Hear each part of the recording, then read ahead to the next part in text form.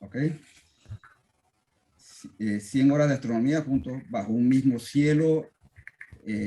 Luis Taylor, miembro de SiriusSat, asesor de SiriusSat, y también pertenezco al OAE NAEC de Panamá. Vamos a comenzar la jornada del día de hoy con una exposición de historia de astronomía sobre los instrumentos que se usaban antes de que apareciera el telescopio.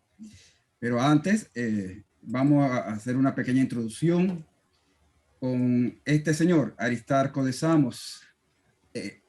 Vamos a realizar un taller todos juntos con este señor. Aristarco, él pudo determinar una medida muy importante para la historia de nuestra ciencia bella que nosotros practicamos, la astronomía. Este ángulo de 87 grados que percibimos aquí. Es un hombre del siglo III, un griego del siglo III antes de Cristo.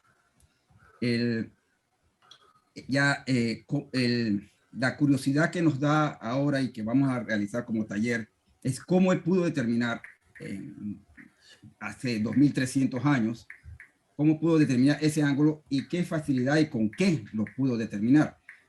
Ahora con esta charla ustedes van a tener una idea y vamos a hacer ese pequeño taller de cómo él pudo haber realizado esa medida.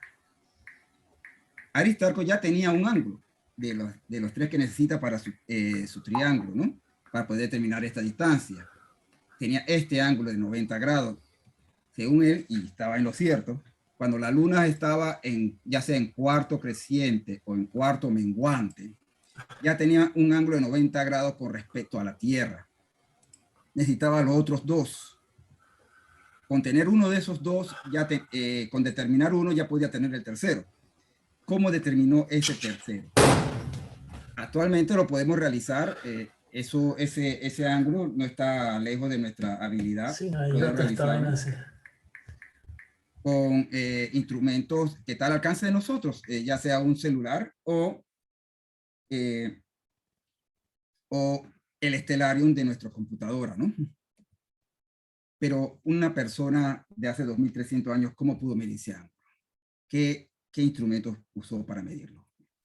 Así que vamos a ver las herramientas que usaron nuestros antepasados antes de que existiera el telescopio. Los objetivos de la astronomía de nuestros ancestros eran muy distintos a los científicos de hoy. En esta jornada de las 100 horas de astronomía ya hemos visto, gracias al profesor Florero, sobre las estrellas de neutrones, a Aulio por lo de los eclipses, los asteroides, que Joaquín, los estudiantes de astronomía de la Escuela de Física sobre el sistema solar, la radioastronomía, todos estos aspectos los estudiamos ahora, pero antiguamente, ¿qué es lo que le interesaba a ellos? Bueno, le interesaba era comer, la agricultura, cuándo cosechar, cuándo sembrar, la ganadería, cuándo pastear, cuándo llevar el ganado, en qué momento del año, en primavera, en verano. Los gobernantes de ese entonces les interesaba saber su destino, el horóscopo, si iban a ser buenos gobernantes o malos gobernantes. La guerra, antes de empezar una guerra, se consultaban las estrellas, íbamos a ganar la guerra, íbamos a perder.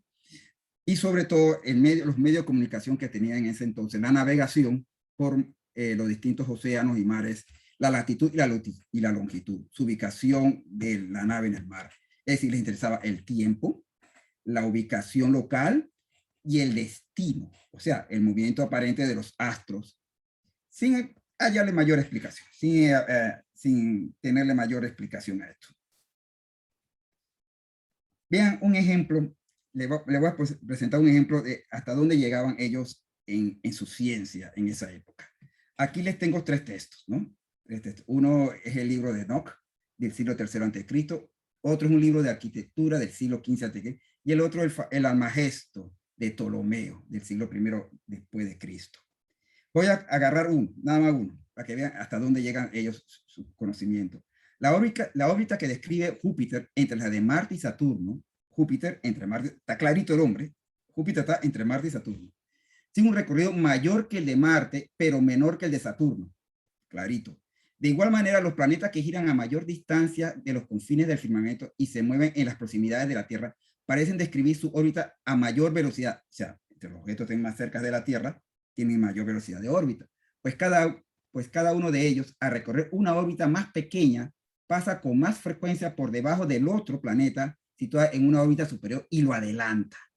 Este es un escrito del siglo XV antes de Cristo. Y es como si leyéramos un libro hoy. La descripción que ha hecho la persona es clarita. En ese tiempo no había satélites, no había GPS, no había celulares, no había internet, no había salido ni siquiera el Sputnik al espacio. ¿Cómo esta persona, por cierto, es un arquitecto, el que escribió ahí es un arquitecto, Vitruvio, pudo llegar a estas conclusiones antes de que existiera todos los adelantos que tenemos ahora, hoy en día?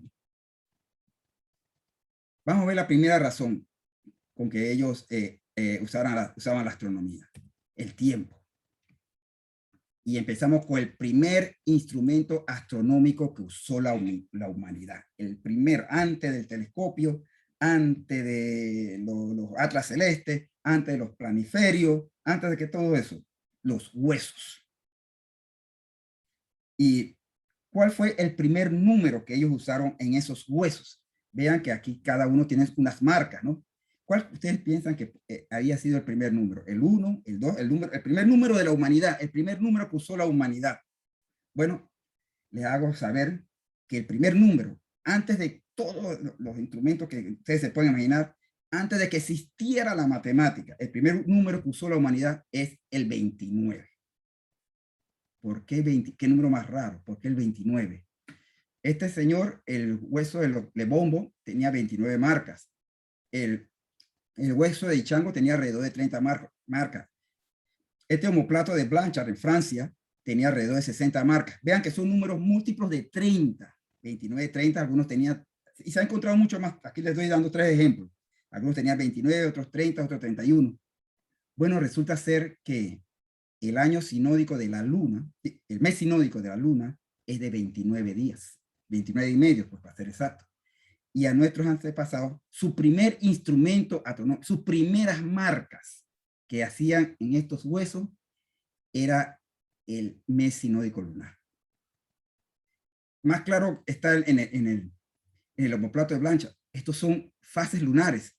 O sea, aquí se puede ver lunas nuevas, cuartos crecientes, cuartos menguantes y lunas llenas.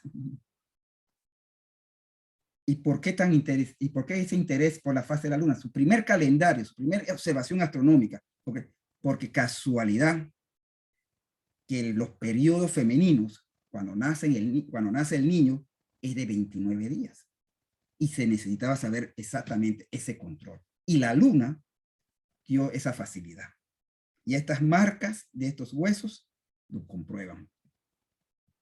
Después, por supuesto, el hombre fue perfeccionándose, ya utilizamos unas herramientas un poquito más fuertes, la piedra. Ya, ya no nos interesaba tanto los meses, sino todo el año. Y el año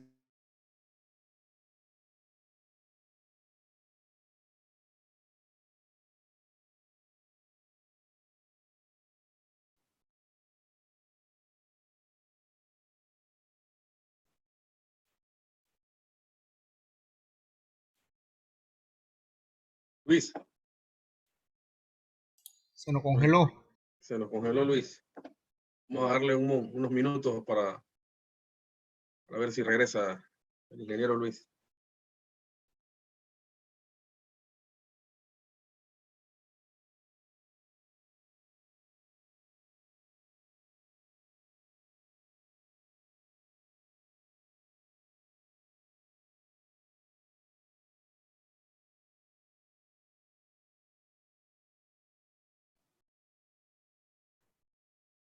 Vamos a esperar unos momentos que se reconecte el ingeniero Luis Taylor para que continúe con la presentación.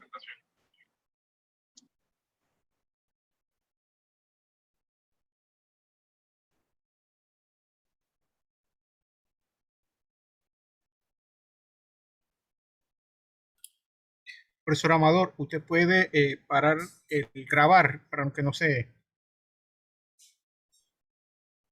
no sé. Adelante, ingeniero. Como decíamos, vamos a comentarlo. Ok.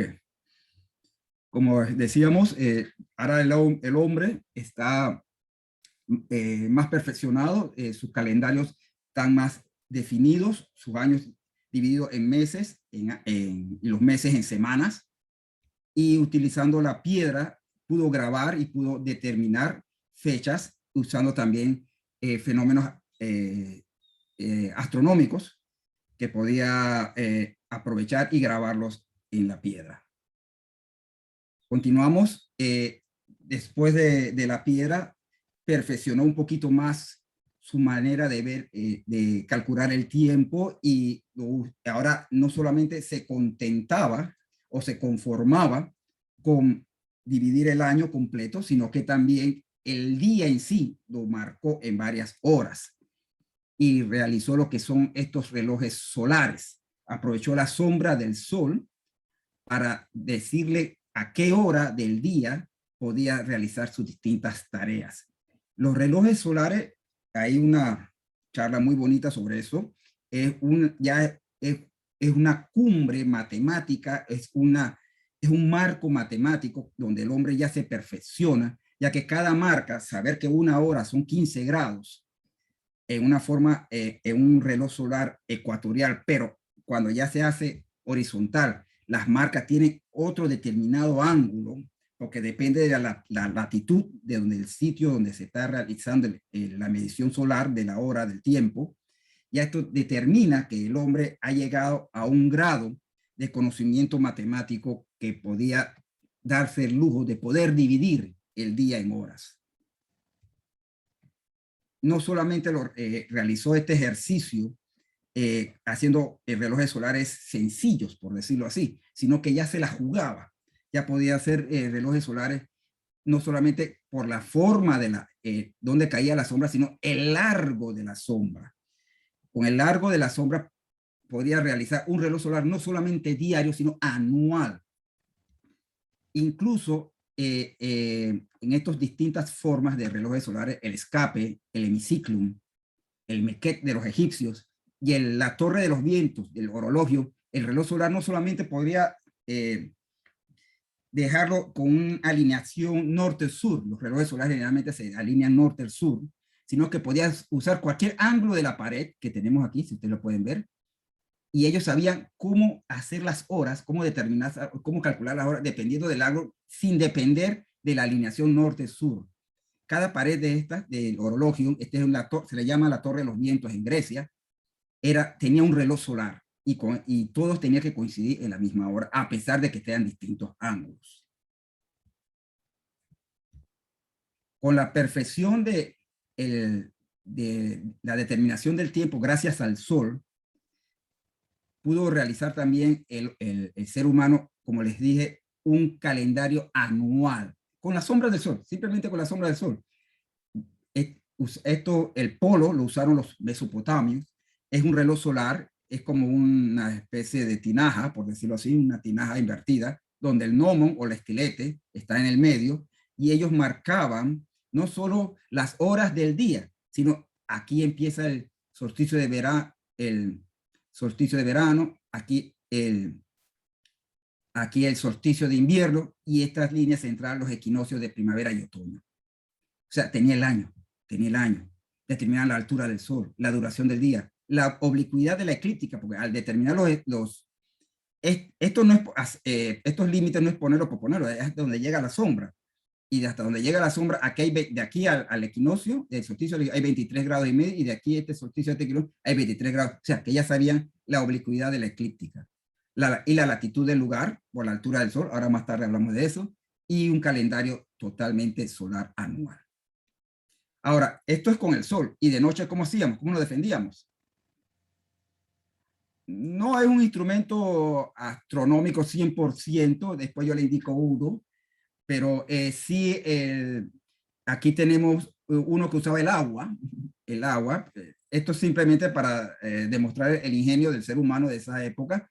el agua en una vasija, se le hacía un orificio abajo y gota a gota iba bajando y a medida que iba bajando el agua marcaba las horas. Teníamos este reloj hasta de noche. La segunda razón, la localización, la ubicación geográfica de las personas. Eso lo hacíamos con estos instrumentos, el cuadrante. El cuadrante se le llama así, es un cuarto de círculo, como ustedes pueden ver, es un cuarto de círculo, es un cuadrante. En estas láminas que ustedes ven levantadas aquí, se le llaman las alidadas, esto se llama alidadas, ese nombre lo vamos a ver más a lo largo de la charla. Ella tenía un hueco de un lado y había otro hueco del otro. En este hueco uno ponía el ojo y con el otro hueco proyectaba hacia la estrella que querían ellos medir. A medida que levantaba el cuadrante, esta plomada caía y determinaba acá el ángulo que estaba a la altura de la estrella. Ingenioso. Unos cuadrantes un poquito más estilizados, los astrolabios. Los astrolabios. Esta es la matriz que está abajo de la madre, que tiene una serie de curvas que son las medidas. Este es la araña. Cada puntito de esta araña es una estrella. Esta es una estrella, esta es otra estrella, que son generalmente las más comunes. Sirius, Capella, Antares, Regulus, son las más comunes.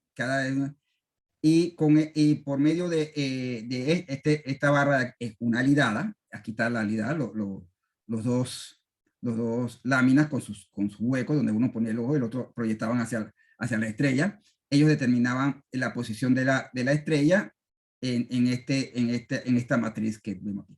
Este enrejado, esta matriz, es solo para una determinada latitud. Es decir, si usted compraba un astrolabio en París, no lo podía usar ni en Alemania, ni podía usarlo en España. Es solamente para la latitud de París. Entonces, un astrónomo árabe, se me escapa el nombre ahora mismo, se le ocurrió hacer esto, la azafea. Es un astrolabio, pero para todas las latitudes. Funciona para todas las. Vean que la matriz es un poquito más compleja. La matriz es un poquito más compleja. Aquí está la famosa alidada, las dos láminas con los huecos, y con ella ya se le ponía una araña encima, y con ella podía determinar la posición de las estrellas en distintas latitudes. Ya este instrumento se puede usar incluso para la navegación, porque podíamos aprovecharlo en cualquier lugar del hemisferio norte. Otro instrumento sencillo, la ballestilla o la alidada, o vara de Jacob, se le llamaba alidada solamente porque ya ella en sí era una alidada. Es una vara larga con una perpendicular horizontal que era móvil, y a medida que se movía, uno determinaba el ángulo, ya sea entre dos estrellas o entre el horizonte y una estrella. Y con esto podía determinar la latitud o la localización del lugar, ¿no? Este es un instrumento, parece bastante sencillo, pero se desarrolló en el siglo XIII, se inventó en el siglo XIII. Esta es una imagen, cuando usted pone Claudio Ptolomeo en el buscador, en cualquier buscador, ya sea Google, ya sea Yahoo, cualquiera, sale esta imagen, y muchas personas que no son conocidas de conocimiento de astronomía creen que esta es la imagen de un santo porque tiene una cruz. No, esto no es una cruz, esto no es una imagen religiosa. Es una alidada, un instrumento de astronomía, y este es Ptolomeo. Ahora, quien realizó esta imagen también se le fue un poquito la mano, porque Ptolomeo vivió en el siglo I después de Cristo, y la alidada, como decimos, se inventó en el siglo XII, por allá por 1200. El nocturlabio, este sí es un reloj nocturno. Nocturlabio, un reloj. En vez de tener las alturas y las medidas de azimut o de altura de un astro, lo que tenía en su madre, en su plataforma, es la hora. Con este instrumento generalmente se usaba la estrella polar y alguna estrella ya sea de la Osa Mayor o de Casiopeia. Si no está la Osa Mayor, está Casiopeia, ¿no? Y con este instrumento se podía aprovechar, y la estrella polar se podía aprovechar para determinar la hora de la noche usando las estrellas.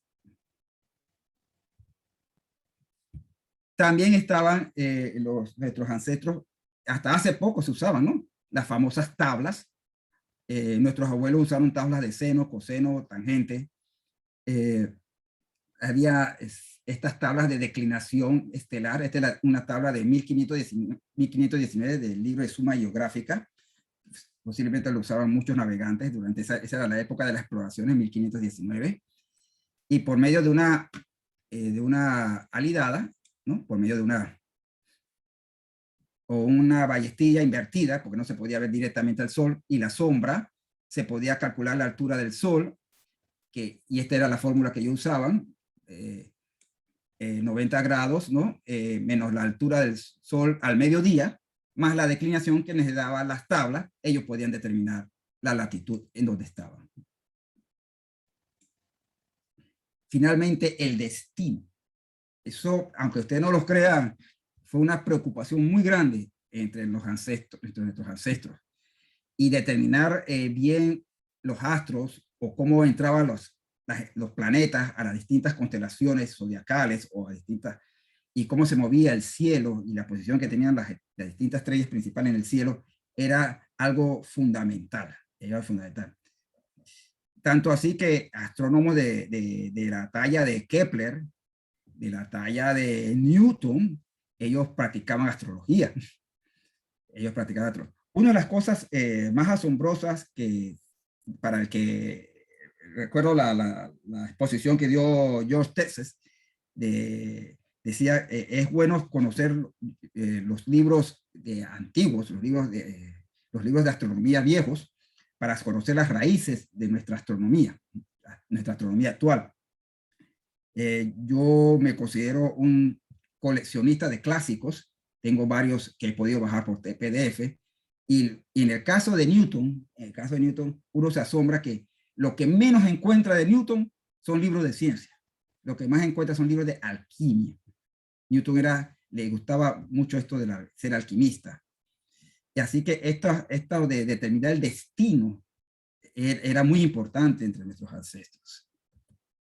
Y no podía faltar el primer ayudante, el primer instrumento de uso para nuestros abuelos, nuestros científicos ancestrales, astrónomos, eran los mapas a carta celeste, o los que nosotros conocemos como los atlas, que ya ahora son digitales, ¿no? Y lo tenemos en nuestra computadora.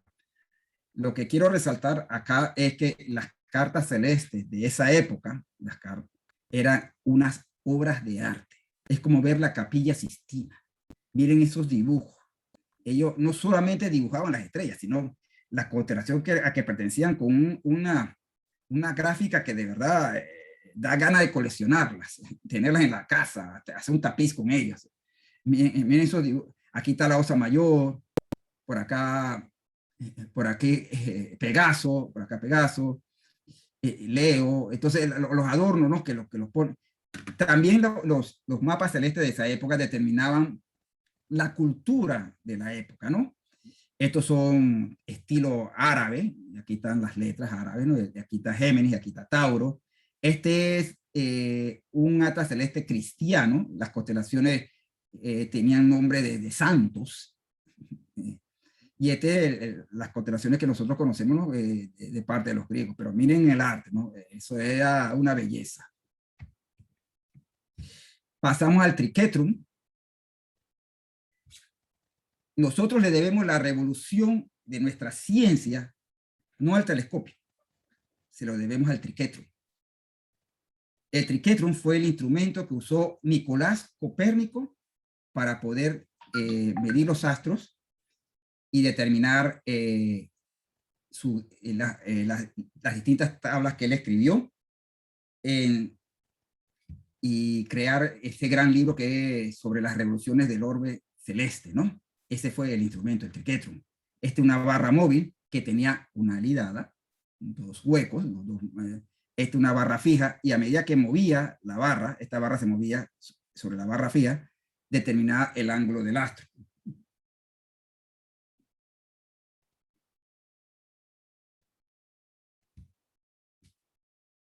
Seguimos.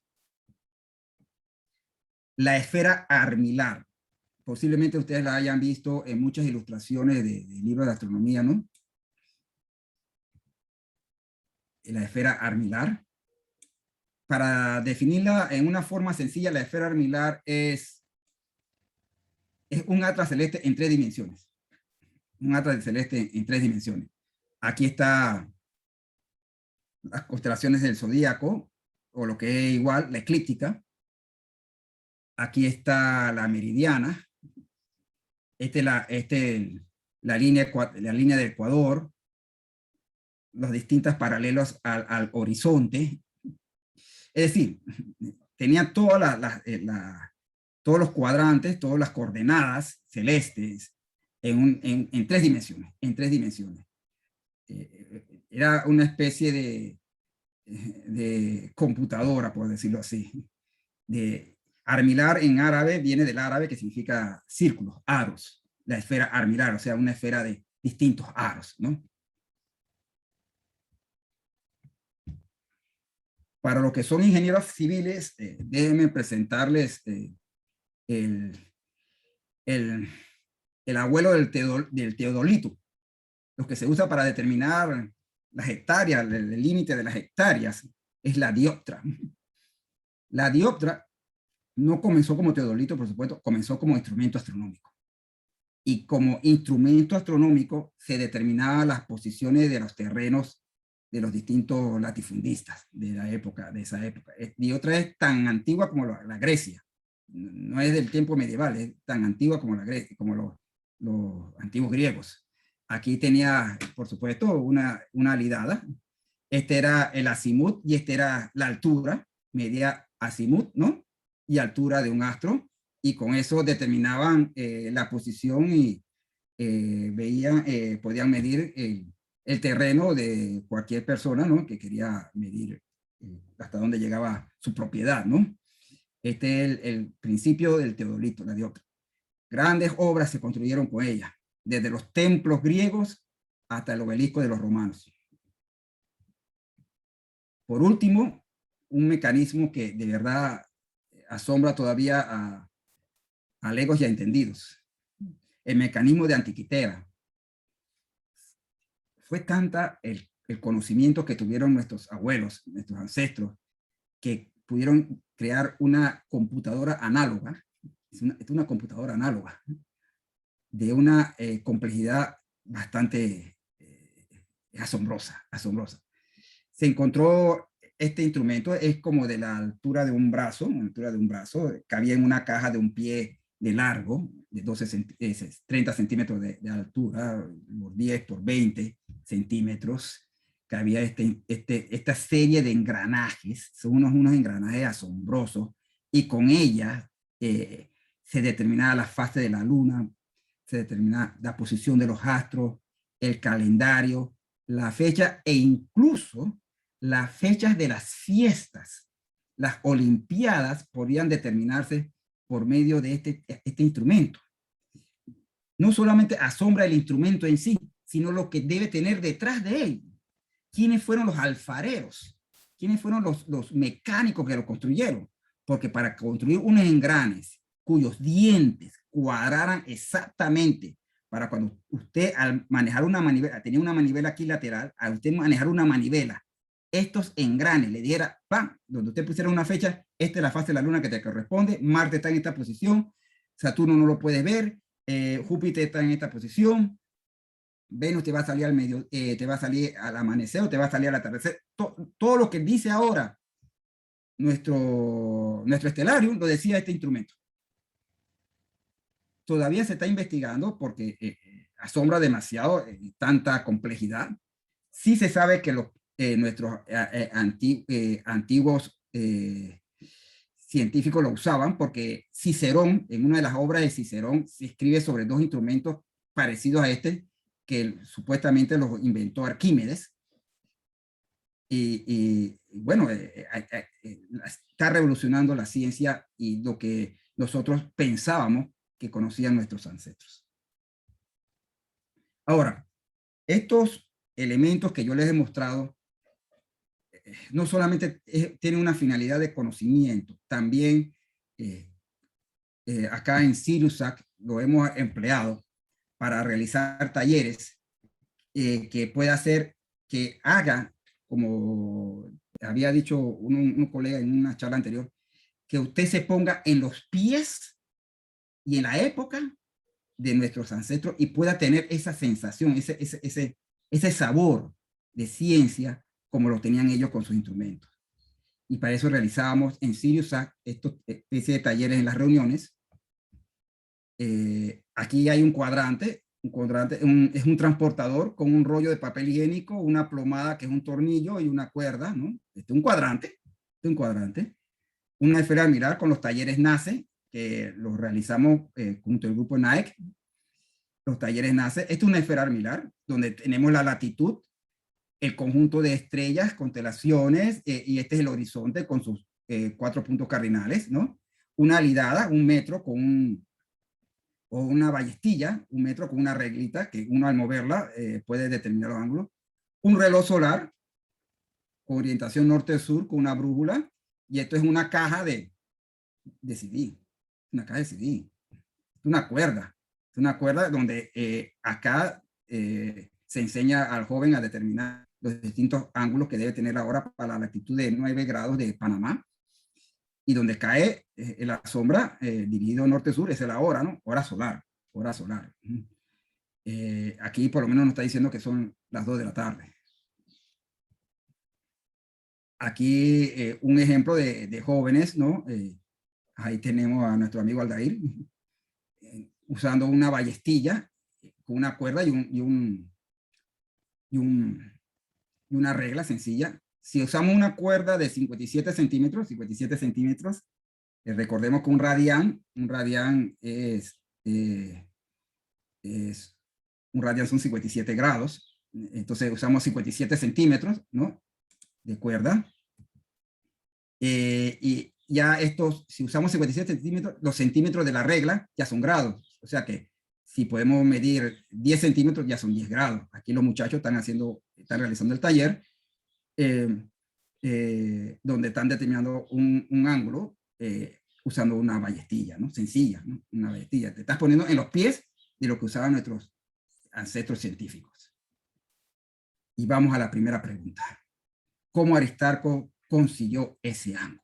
87 grados. Sencillo. Ya tenía un ángulo, ¿no? O tenía que esperar el cuarto creciente o el cuarto menguante. Para el cuarto creciente, y tenía que después medir con algo el ángulo entre la luna y el sol. En cuarto creciente sabemos que la luna sale a las 12 del día y se oculta a las 12 de la noche, en cuarto creciente. Si sale a las 12 del día, tener un sol a las 12 del día, yo creo que el pobre Aristarco se hubiera dañado la vista. Así que posiblemente hubiera aprovechado es el cuarto menguante, que sale a la medianoche y se oculta al mediodía. Si sale a la medianoche, él tenía que determinar con un notulabio o con estos instrumentos de medición con agua, la hora que salga es para determinar exactamente un cuarto menguante a la medianoche, porque ese es su cuarto menguante ideal. Ahí tiene los 90 grados. Tiene que salir el cuarto menguante a la medianoche. Si sale a las 11 o sale a la 1 de la mañana o a las 2 de la mañana, no es el cuarto menguante que está buscando. Tiene que buscar tuvo que utilizar un cuarto menguante que sale exactamente o aproximadamente a las 12 de la noche. Y ahí tiene los 90 grados. Ya tiene un ángulo listo. Y ahora nada más esperar. ¿Esperar qué? ¿Con qué instrumento? No pudo ser una ballestilla. Tuvo que ser un cuadrante, que eso sí lo usaban los griegos. Y esperar hasta que salga el sol.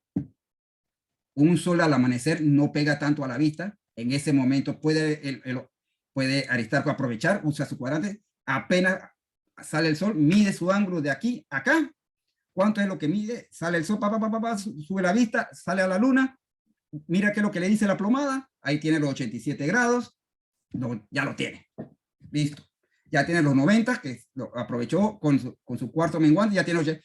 Si tenemos un triángulo rectángulo, el último ángulo es fácil, porque esto tiene que medir 180, o estos dos tienen que medir 90, 87 grados, y esto de aquí, ¿cuánto tiene que ser? 3 grados. Ya usa una tabla, no había tabla de seno y coseno en esa época, pero sí había tablas, se llaman las tablas de cuerda. Va a haber una charla muy larga, no es el motivo de esta charla, sobre las tablas que usaban antes, pero usaba una tabla de cuerdas. Este es medio grado, este es 1 grado 1, 1 grado y medio, 2 grados y medio, 3 grados y medio, y así se iba. Aquí está la traducción: alfa era 1, beta era 2, gamma era 3. Usaba su tabla de cuerda, era su tabla de seno coseno, ¿va? El hombre midió, ok, el seno es 90 grados menos 87, lo que yo medí. Eso es entre la distancia Tierra a la Luna, entre la distancia Tierra al Sol, ¿va? Divido, despejo, divido, la distancia Tierra al Sol es entre la distancia Tierra a Luna, seno de 3 grados, 19 veces, o sea, la distancia de la Tierra al Sol es 19 veces la distancia de la Tierra a la Luna. Listo, lo saco. Lo saco. Ya.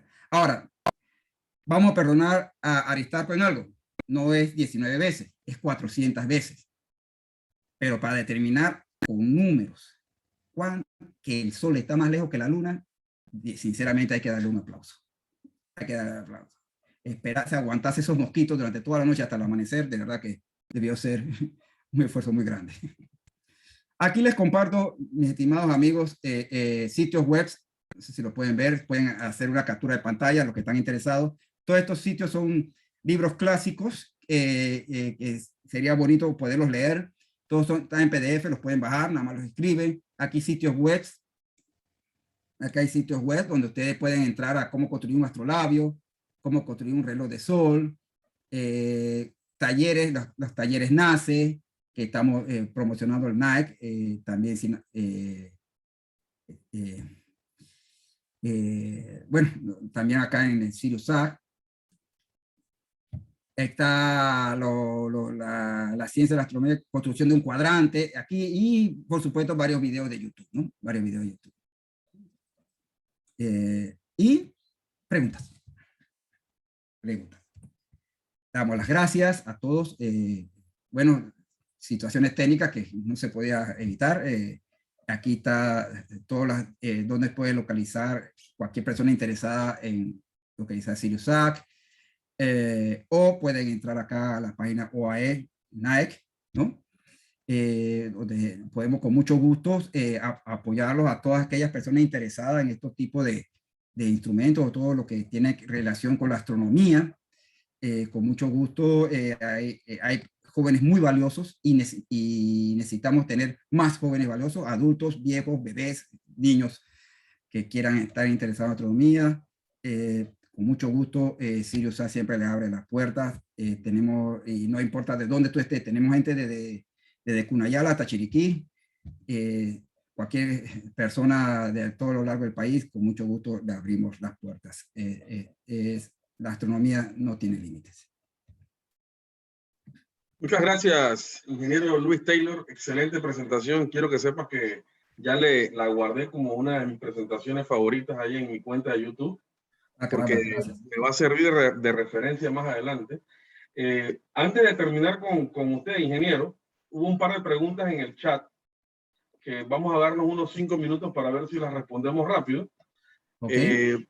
¿De acuerdo? Preguntaron los registros más antiguos sobre instrumentos de babilonios, sumerios y China y otras culturas más antiguas. O sea, ¿hay registros de instrumentos más antiguos? Bueno, como les mostré, los huesos, el hueso del lebombo es de 8.000 años. Eso creo que hasta ahora estos huesos son los más antiguos que tenemos. Los más antiguos. Ahora, registros, hay una tabla sumeria. Hay una tabla sumeria de 1200 años que se cree que es una tabla de trigonometría. Los sumerios fueron de quienes heredamos lo que es el sistema sesagesimal para medir los grados, ¿no?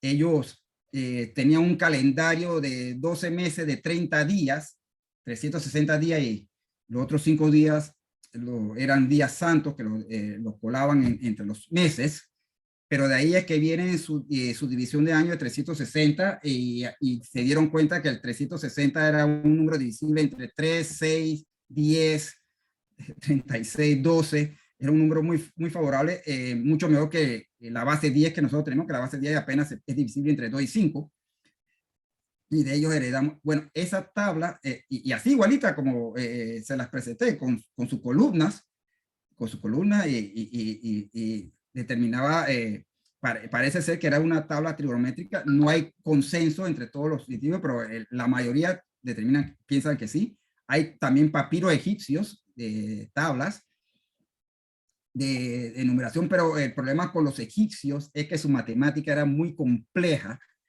Ellos, la matemática era fraccional, pero el numerador era 1. O sea, ellos usaban un medio, un tercio, un quinto, un 60, y cuando tenían que dividir, por decirlo así, o tenían que sumar 2 quintos, ellos usaban un quinto más un quinto. Una cosa de ellos, todos lo hacían con 1, pero se defendían con ellos, construyeron pirámides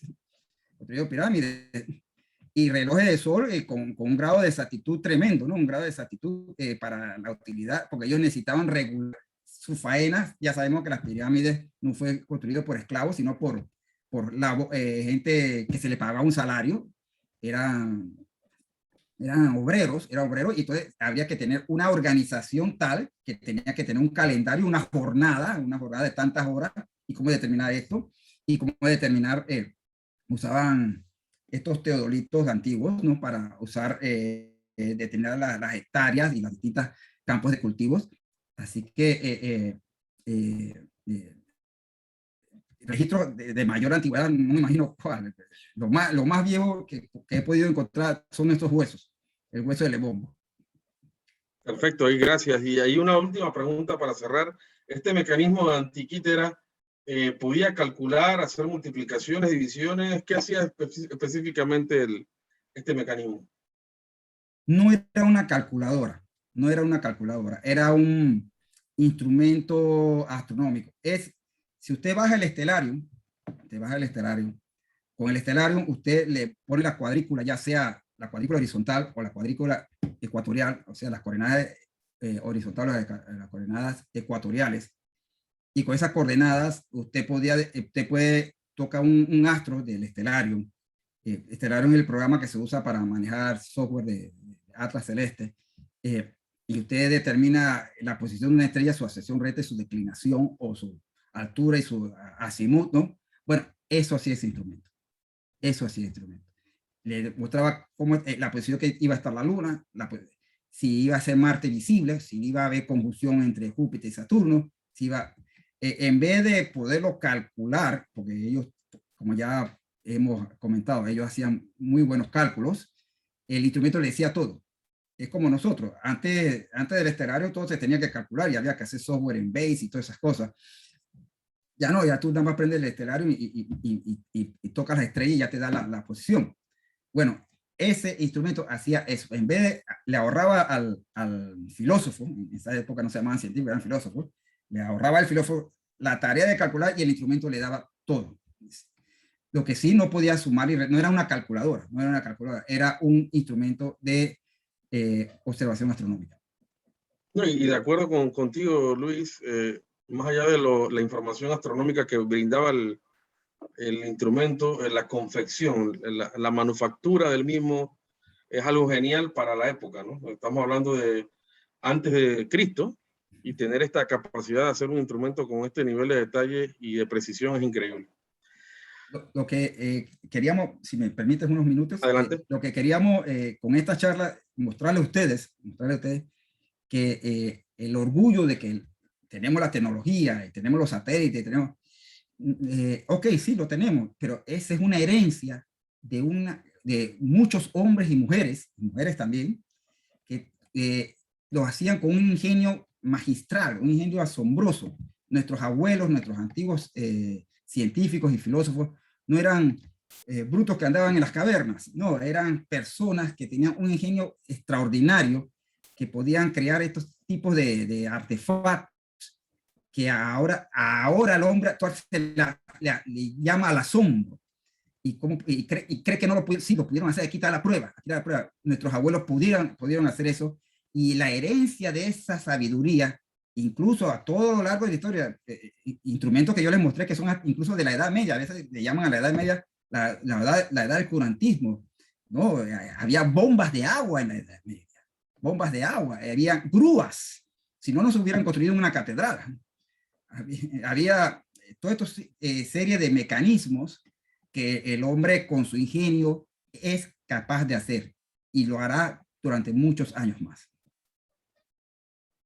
Buenísimo, ingeniero Luis Taylor, excelente. Gracias por este tiempo para dedicarnos a nosotros y hablarnos sobre esta charla.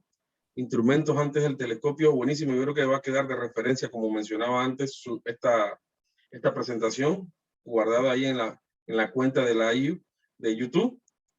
Y bueno, le agradecemos mucho el tiempo, Luis. Vamos a ir cerrando entonces este espacio con usted para darle entonces la oportunidad a la ingeniera Virginia Bisuet, que viene con un tema también muy relevante, muy bueno, los efectos de la luz artificial en el cielo nocturno.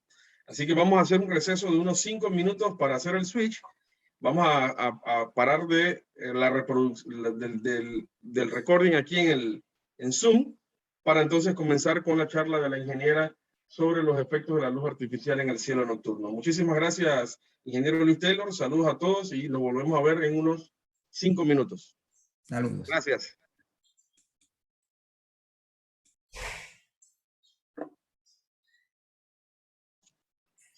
¿Cómo está, ingeniera? Hay que parar de grabar, Dimas. De acuerdo.